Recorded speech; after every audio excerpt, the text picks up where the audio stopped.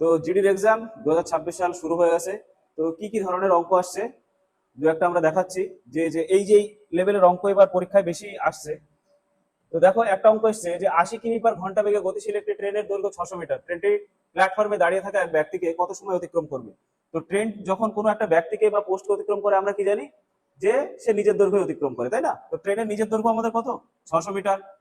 কত গতিবেগে অতিক্রম করে, 80 কিমি/ঘন্টা। আমরা কি জানি দূরত্বকে যদি আমরা গতিবেগ দিয়ে ভাগ করি তবে আমরা কি পাই, সময় পাই। তাহলে দূরত্ব হচ্ছে আমাদের 600 মিটার, গতিবেগ আছে আমাদের 80 কিমি/ঘন্টা। তো একক আলাদা হয়ে যাচ্ছে, এটা মিটার আর এটা কিমি/ঘন্টা।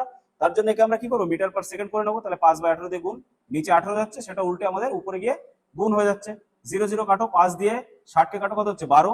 এটাকে 4 দিয়ে কাটো 3, এটাকে কাটলে হচ্ছে 2, 2 দিয়ে 18কে কাটো 9, তাহলে 3 9 27 সেকেন্ড। তো এই ধরনের অঙ্ক দেখা যাচ্ছে আসছে ট্রেনের অঙ্ক। তো মোটামুটি একদম ইজি লেভেল।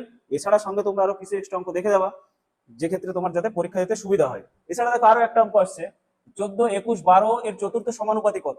দেখো চতুর্থ সমানুপাতি মানে কি জানি, এটা আমাদের তাহলে প্রথম পদ, এটা দ্বিতীয়, এটা তৃতীয়, তাহলে চতুর্থ আমাদের ডি বার করতে হবে। তো আমরা দুটো নিয়মে করতে পারি, একটা A by B is equal to C by D, বা এটাই আমরা কোনাকানি গুণ করে করতে পারি, A into D is equal to C into B.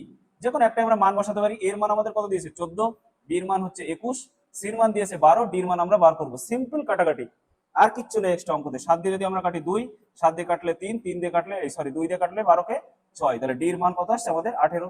তাহলে সিম্পল সিম্পল অঙ্ক বেশ কিছু আসছে। এছাড়া সরলীকরণ আসছে, আমরা নেক্সট দিন আরো কিছু অঙ্ক দেবো, ঠিক আছে? কি ধরনের তোমরা আপডেট থাকবা। এছাড়া যদি কোনো টাইপের অঙ্কে তোমার প্রবলেম থাকে বা কনফিউশন থাকে, ক্লিয়ার করে দেওয়ার চেষ্টা করবো। আর একটা বিষয়, যেটা পরীক্ষা সবার, যারা যারা দিচ্ছ সবার জন্য অনেক অনেক all the best, best of luck. পরীক্ষাটা তোমরা ভালো করে দাও। দুটো জিনিসের জন্য পরীক্ষা তোমাদের অবশ্যই ভালো করে দিতে হবে। এক হচ্ছে নিজের বেকারত্ব কাটানোর জন্য, আর দুই সেই সমস্ত মানুষের জবাব দেওয়ার জন্য যারা সবসময় তোমার পিছনে হিংসা করে বেরিয়েছে। এই দুটো জিনিসের উপরে টার্গেট রেখে এক্সামটা দিতে দাও, সাকসেসফুল অবশ্যই তুমি হবে। ঠিক আছে? আমাদের অনেক অনেক শুভেচ্ছা রইলো তোমাদের প্রতি।